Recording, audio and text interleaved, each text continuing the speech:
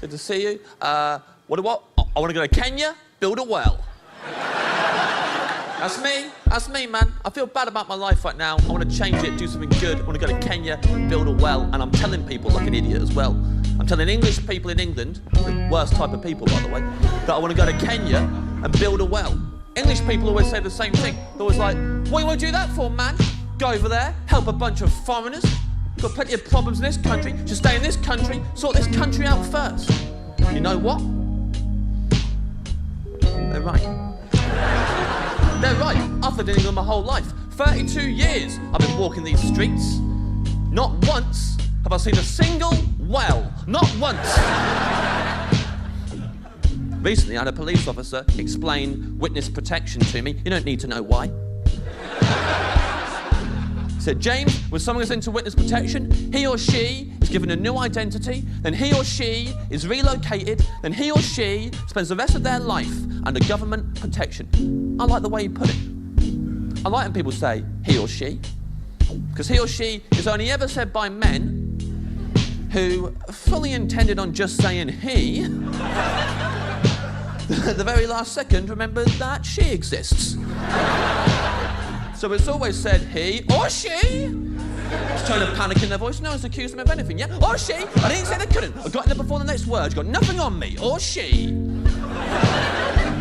Women never say he or she. Women use a different word. Men don't even know this word. It's confusing and disorientating to men. Women say, and I hope I'm pronouncing this right, they.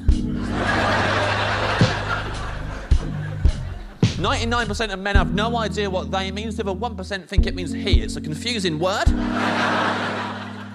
Says his police officer, what's your problem, man? You explaining witness protection to me. Never heard the word they before? He was like, fine. Sorry. When someone is into witness protection, they or she.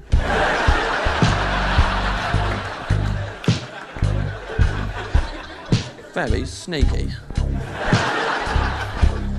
I decided I don't understand men.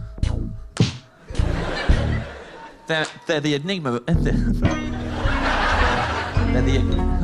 I've never said this line. I literally just thought of it in my head on the spot, but I realised I've never said it before. My mouth doesn't seem to know how to.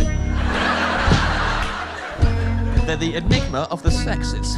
That's what my brain came up with. Weren't even funny. Hakuna Matata. Listen. I don't understand men at all, man. I don't understand them. I went on a lads' night out recently, which sounds made up, but it happened. I didn't know a lot of them. Awful people. Really, really awful. The worst one was called Rybo. He was a rectangular beast. He looked like a dented suitcase, just real... Kept on pointing at ladies' butts and trying to get me to look at them with him. One of those guys who's like, check out that. Not with you, mate, please. Look, we've all looked at someone's bum. You don't call someone over and go, could you share this moment with me, please? Rybo was the worst, and I do not say that lightly, by the way. There's over 7 billion people in the world. He's my best guess for the worst. Someone's the worst. You forget that, don't you? Someone is the worst. Out of every single person in the whole world, somebody walking around, they don't even know it, they're the worst person in the world. Someone is the worst person in the world. None of us know who the worst is. I mean, it's definitely a man, no one's arguing that. But, like, there's no way it's not a man. I love you, fellas.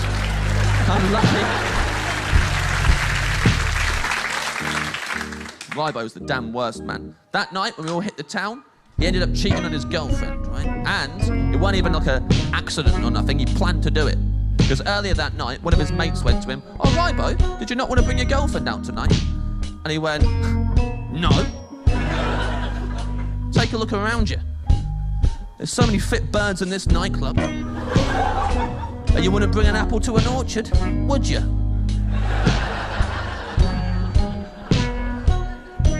You wouldn't bring an apple to an orchard.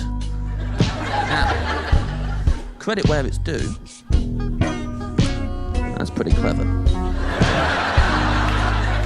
Because moments ago, I don't know if you remember, we were in a nightclub, surrounded by women. But now, thanks to Rybo's eloquent use of language, we've been transported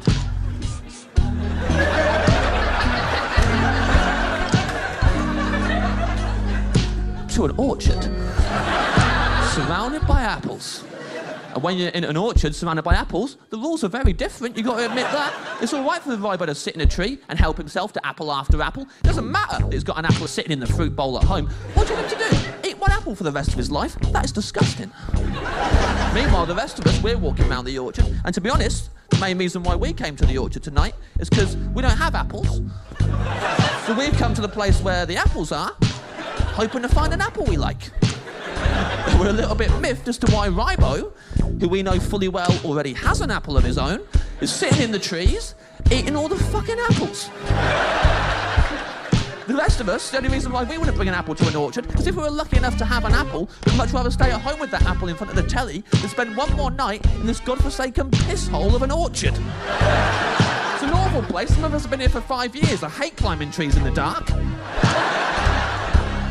Who in their right mind even compares women to apples in the first place? Those two things aren't even remotely interchangeable. A woman a day does not keep the doctor away.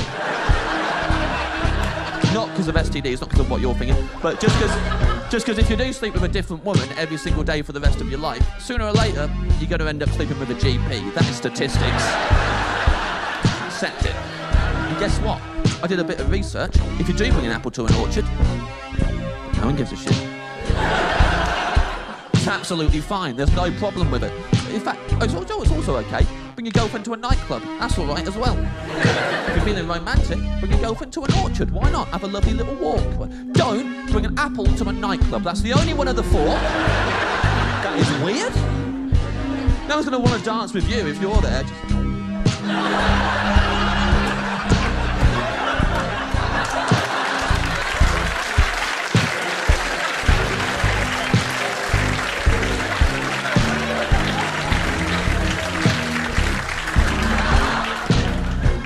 Fine to bring an apple to an orchard.